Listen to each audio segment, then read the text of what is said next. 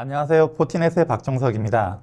이번 세션에서는 AI 기반 다계층 방어로 완성하는 클라우드 이메일 보안에 대해서 알아보도록 하겠습니다. 네, 먼저 본격적인 세션에 앞서 이메일에 대한 위협 트렌드에 대해서 좀 간단하게 살펴보도록 하겠습니다. 네, 글로벌하게 사용자를 겨냥한 다양한 위협들이 발견되고 있고 여기에 대해서 몇 가지 위협의 형태를 살펴보면 화면에 보시는 것처럼 몇 가지 공격으로 이렇게 추려낼 수가 있습니다. 랜섬웨어는 여전히 많은 공격 비중들을 글로벌하게 차지를 하고 있고요. 약간 특색이 있는 부분들은 이런 랜섬웨어와 같이 직접적으로 메일에 악성 코드를 삽입해서 직접적인 공격이 들어오는 케이스가 있는 반면에 실제 악성 코드를 사용하지 않는 다양한 위협들이 존재를 하게 됩니다. 대표적인 예가 이제 피싱 공격이라든지 이메일 비즈니스 위협 공격이 될 수가 있는데요. 이러한 공격들이 국내뿐만 아니라 글로벌하게 점점 더 다양하게 확산되어 가는 과정으로 보시면 됩니다. 네, 다음은 공격자의 AI 사용에 대해서 간단하게 또 살펴보도록 하겠습니다. 위협 행위자는 피싱, 사칭 공격, 그리고 여러 가지 방어 회피 전술의 AI들을 활용을 하고 있습니다. 이렇게 AI를 활용을 해서 공격자는 악성 코드의 개발 속도를 향상시키고 조금 더 완벽하게 사회공학 기법들을 진행을 한다든지 여러 가지 공격들을 수행을 할 수가 있는데요. 이것들은 훨씬 더 정교하고 설득력 있는 공격 생성을 자동화하고 가속화합니다. 여기에서 저희가 주목해야 될 부분들은 공격자가 더 이상 공격에 해박한 지식을 가지고 있는 게 아니라 초보자들도 이러한 AI 기술을 활용을 해서 코딩 기술이나 지식이 없더라도 이러한 공격 메일들을 쉽게 생성을 해낼 수가 있다는 것입니다. 예, 여기 보시면 대표적인 공격의 유형들을 보실 수가 있는데요. 공격자들은 이러한 AI 기술을 이용을 해서 아니면 사회공학 기법들을 이용을 해서 브랜드를 사칭을 한다든지 아니면은 내부 직원들을 사칭을 할 수도 있고요. 메일의 본문들도 실제 우리가 업무에서 받을 수 있는 내용들을 유사하게 만들어서 이 AI 기술을 이용을 해서 공격 메일이 진행이 되기도 합니다. 대부분의 사용자들이 업무에 수많은 메일을 받고 있기 때문에 약간의 주의 없이 일반적으로 이 메일을 받았을 때는 이 브랜드 사칭 메일이나 직원에 대한 사칭 메일들을 손쉽게 구분할 수 없는 게 현실이라고 보시면 됩니다.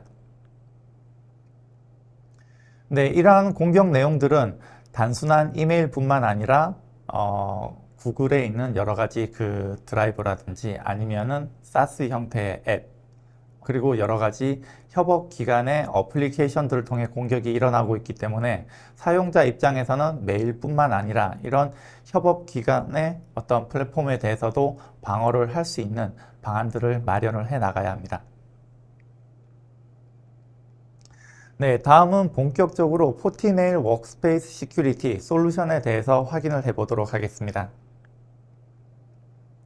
네, 먼저 클라우드 이메일 보안을 위한 다양한 형태를 구성을 할 수가 있는데 그 중에 이제 대표적인 형태가 아웃 오브 밴드나 이제 게이트웨이 모드 두 가지 형태로 메일 보안 솔루션들을 구성을 할 수 있습니다. 화면에 보시는 내용과 같이 각각 특징들을 나누어 볼 수가 있는데요. 우선 M365나 구글 워크스페이스를 사용을 한다는 가정하에서 메일 클라우드 보안 솔루션을 구성을 할 때 가장 손쉽게 기존의 네트워크 구성 환경을 건드리지 않고 구성을 할 수 있는 형태가 이러한 API를 이용을 해서 아웃 오브 밴드 형태로 구성을 하실 수가 있습니다. 실제 운영하고 있는 메일의 플로우를 건드리지 않고 API 연동을 통해서 메일 보안 솔루션은 M365나 구글 워크스페이스에 있는 사용자의 메일함을 검사를 하게 되고요.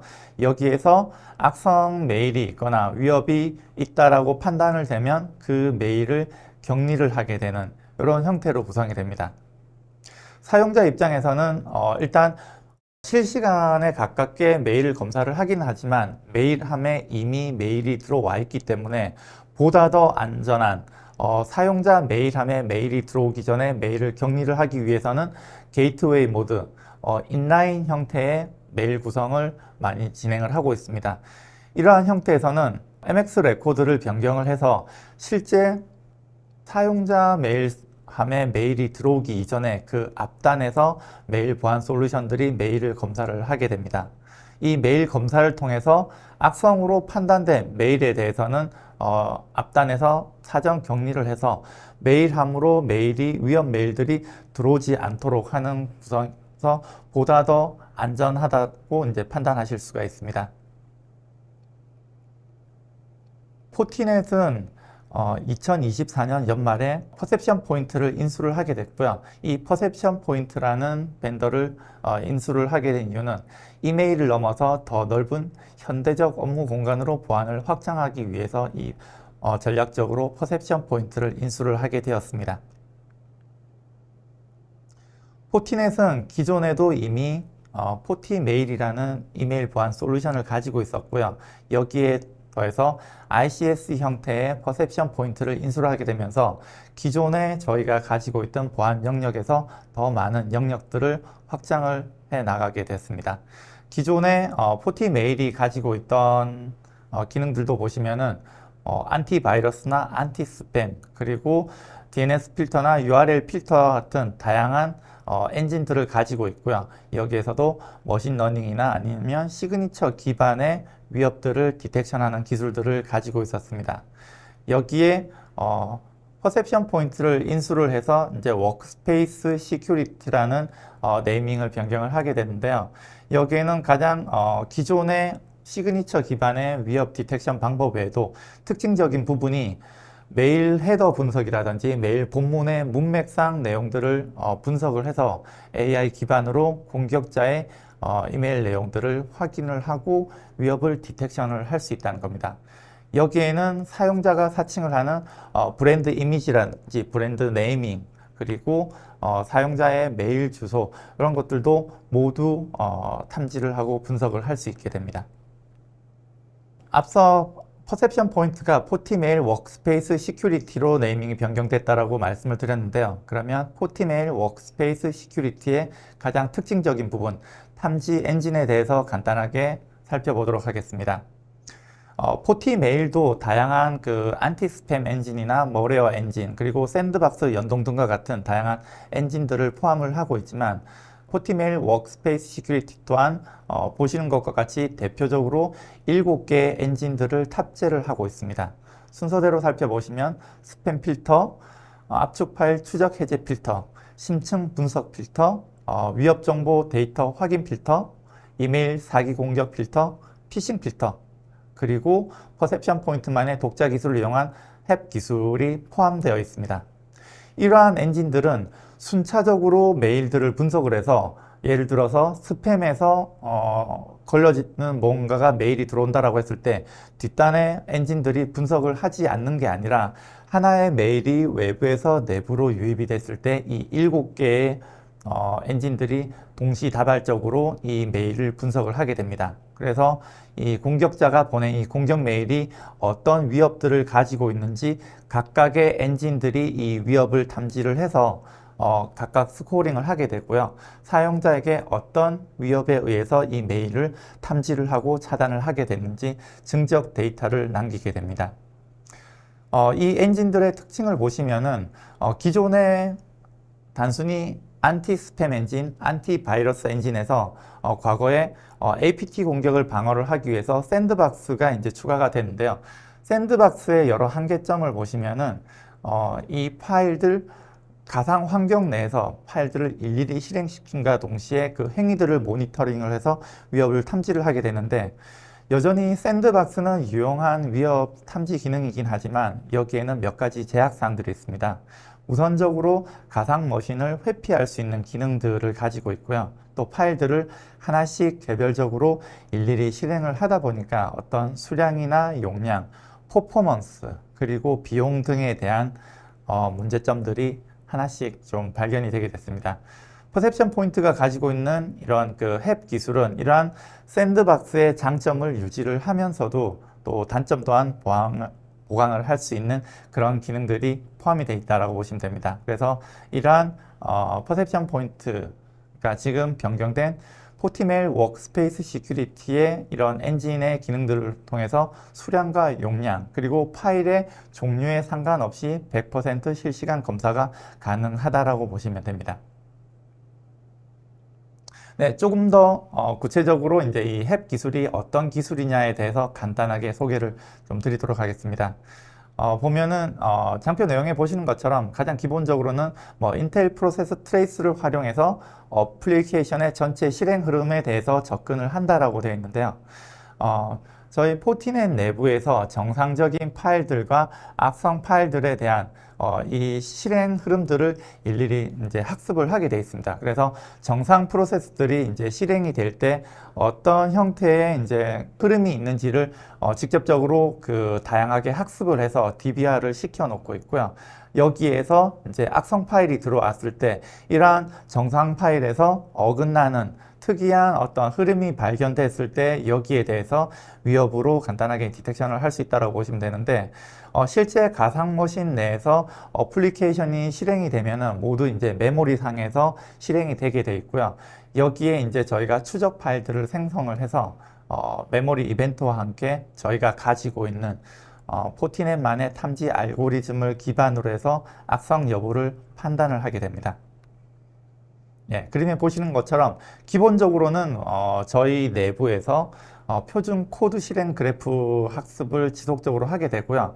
여기에서 샌드박스에서는 이제 어느 정도 그 단점이라고 할 수 있는 게 어떤 파일이 들어왔을 때 이 파일을 실행시킬 수 있는 여기에 대한 어플리케이션이 반드시 설치가 되어 있어야 한다는 건데 저희는 어플리케이션이 설치가 되어 있지 않더라도 이러한 표준 코드 실행 그래프 학습을 지속적으로 본사에서 진행을 하게 되어 있고요. 이런 학습에 대한 데이터들을 가지고 파일에 대한 분석을 진행을 하기 때문에 어플리케이션이 실제 실행이 되어 있지 않더라도 이러한 그래프 학습을 통해서 판단을 할 수 있게 됩니다.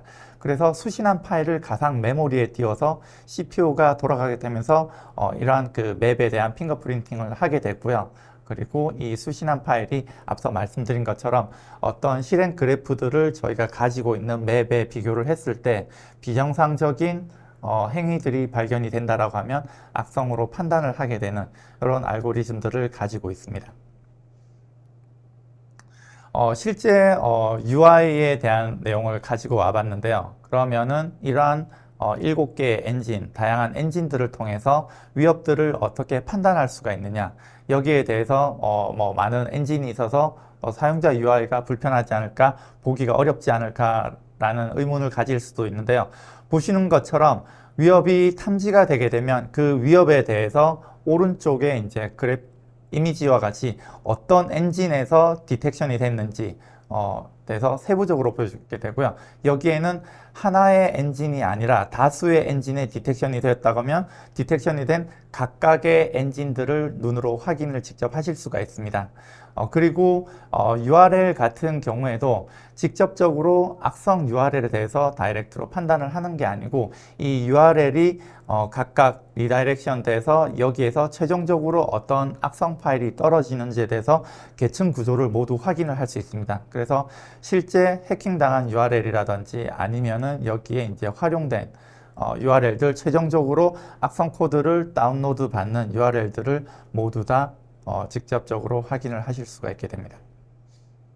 다음은 피싱 메일이라든지 여러 가지 정보를 유출하는 메일이 들어왔을 때 보시는 것처럼 이 메일이 어떤 행위들을 하는지 그리고 어떤 위협들을 가지고 있는지 행위 지표에 대해서 세부적으로 이제 확인을 하실 수가 있고요. 실제 피싱 메일 같은 경우에는 어떤 UI가 떠서 어디에 어떻게 개인 정보를 입력을 할 수 있는지 여기에 대해서 위협들에 대해서 스크린샷을 직접 이렇게 뜨게 됩니다. 그래서 화면 오른쪽에 보시는 것처럼 메일이 들어왔을 때 사용자가 어떤 웹 페이지를 보게 되고 여기에서 이제 공격이 진행된다는 것을 눈으로 확인을 하실 수가 있게 됩니다.